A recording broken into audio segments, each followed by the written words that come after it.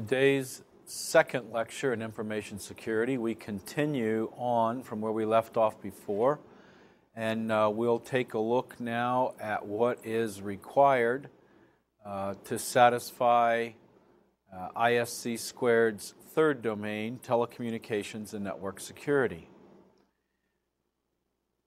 The third domain explores the telecommunications systems of a corporation and their network security policies. Okay, so this focuses on such things as firewalls, DMZs, intrusion detective systems, IPSs, network attacks, social engineering, malware, and password policy. This, I would venture to say, most of you who have had any experience in InfoSec are probably fairly familiar with this particular domain. As a matter of fact, some people, when they think of information security, this domain is about half of everything they think of. So there aren't going to be a lot of surprises here in this third domain. But let's just take a look at the things they talk about. A firewall, of course, is something that restricts access from an internal network, such as a LAN, or from an external network, and that's usually how they're used, such as the internet. Firewalls support and enforce a corporation's network security policy, and they come in several forms. You may have a firewall that sits on a separate firewall machine called a router. Routers, of course, are useful for other things besides firewalls, but that is a very common use for routers and a very common way to implement a firewall.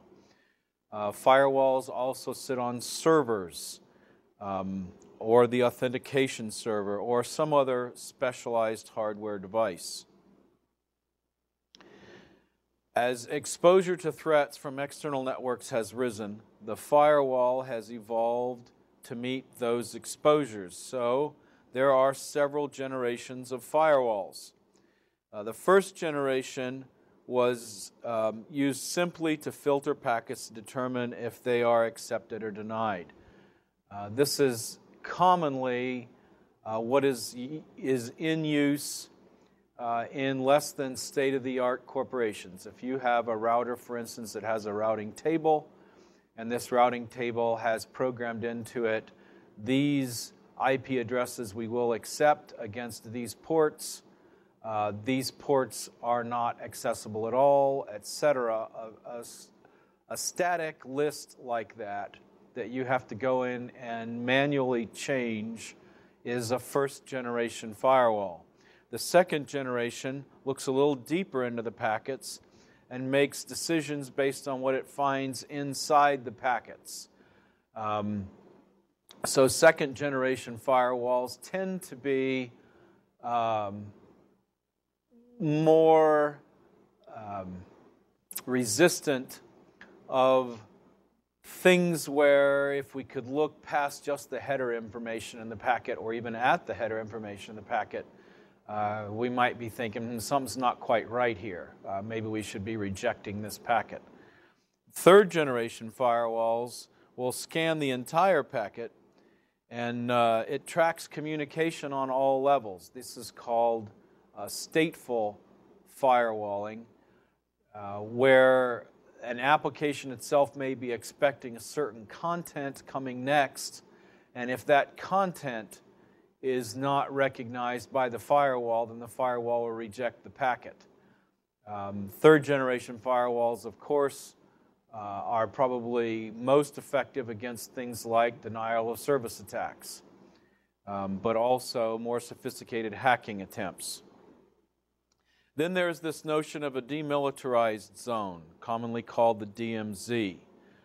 The idea here is that we have a trusted network, internal, and then we have, as shown here in the yellow, the demilitarized zone, and then as shown here in the red, the untrusted network, where access from the outside directly to the trusted network is not permitted, but access from the outside to the demilitarized zone is permitted, and then from the demilitarized zone to or from the trusted network is permitted. So a demilitarized zone segments the trusted internal network from the untrusted external network through the use of layers. Okay, then there is something known as an IDS, or intrusion detection system. It utilizes tools to detect or determine if a corporation's trusted network has been compromised.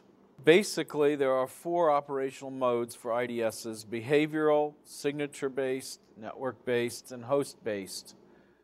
Now, you're not going to be examined on how many of these bullet points you can memorize on all of our 104 slides in this presentation. So let's just try and understand concepts as we move along here. And the intended target of this lecture, again, is not to make you into a technical guru in the InfoSec world, but to acquaint you sufficiently enough that you can be conversant as an executive, as an IT executive, in communicating with your information security people. So the important thing to know about IDSs is although they detect intrusions, they don't do anything about them. And so consequently, an IDS will set off alarms, so to speak, that somebody is likely having unauthorized access to your system, but it won't do anything to block that unauthorized access. That takes us to intrusion detection system. IDS is not considered to be enough to prevent a compromise of a corporation's information. IDSs are reactive mechanisms. They need to be integrated with proactive mechanisms. Oftentimes that proactive is human intervention. Okay, that leads us then to intrusion protection systems, prevention systems, IPSs. An intrusion prevention system uses the proactive approach to intrusion by integrating monitoring at the application level as well as the network and behavioral levels, so that then we can block out traffic that we are detecting as being from an intruder. Okay, an IPS uses real-time blocking of abnormal network traffic without disrupting normal operations of a corporation. An IPS uses algorithms to detect and prevent malicious traffic at the application level, and those algorithms oftentimes are rule-based sorts of algorithms. IPS have the wisdom to determine what traffic are attacks and which are normal events. Okay, so now let's talk about network attacks. A network attack is meant to significantly slow down or shut down operation of an entire network or specific machine on a network. Now, there are lots of different kinds of network attacks, and they fall into lots of different categories. Common type of network attack is distributed denial of service attack. And one type of those is a Smurf attack. The Smurf attack is used by an attacker to overwhelm a specific targeted server with network requests that will significantly slow down or shut down the machine. A Smurf attack works by an attacker spoofing a network packet, meaning that he has counterfeited the identity in the network packet, sent a network packet that actually didn't belong to him, sent a network packet that is lying and says that it belongs to someone else.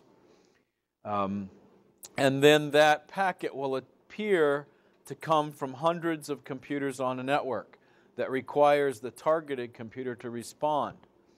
And these packets oftentimes will just send a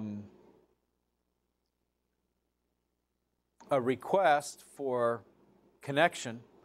The server sends back an acknowledgement of that request for connection and then sits and waits. And the sending